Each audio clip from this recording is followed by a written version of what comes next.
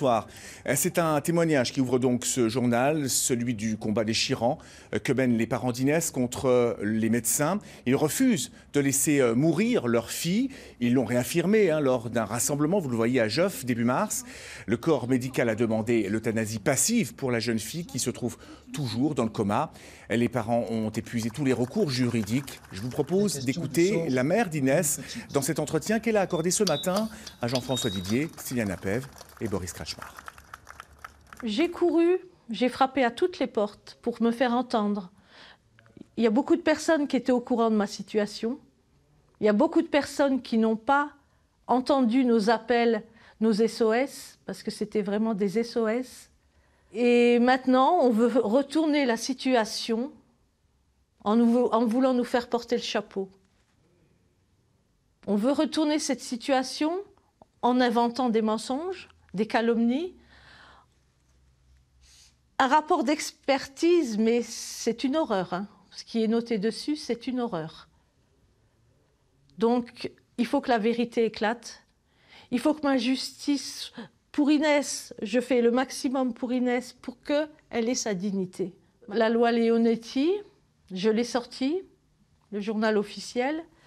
L'article 9, il précise bien que la personne, si elle n'a pas fait... En plus, c'est pour une personne majeure, c'est pas pour une personne mineure. La personne, il faut qu'elle ait fait ses volontés, ses directives anticipées. Inès, elle n'a jamais fait de directive anticipée. Comme j'avais posé la question au médecin chef de service, est-ce que vous êtes certain qu'elle ne se réveillera pas?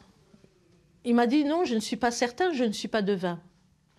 Et quand je fais mes recherches sur les progrès en neurosciences, sur le coma, aucune recherche ne permet de dire aujourd'hui, avec certitude, les chances de réveil ou non d'un patient.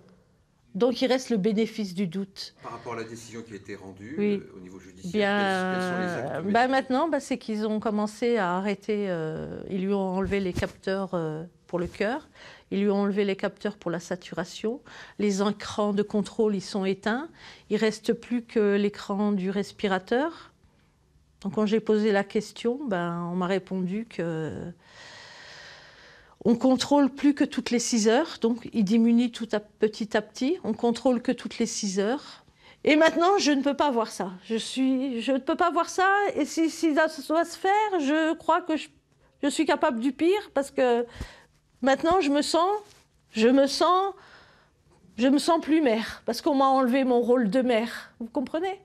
Je me sens plus mère, je me sens plus capable d'être sur cette terre parce que j'ai pas pu protéger ma fille, vous comprenez? J'ai pas pu protéger ma fille. On est en train de la tuer devant mes yeux. Comment voulez-vous que je vois ça? Comment voulez-vous que je vois ça? C'est pas possible. C'est impossible.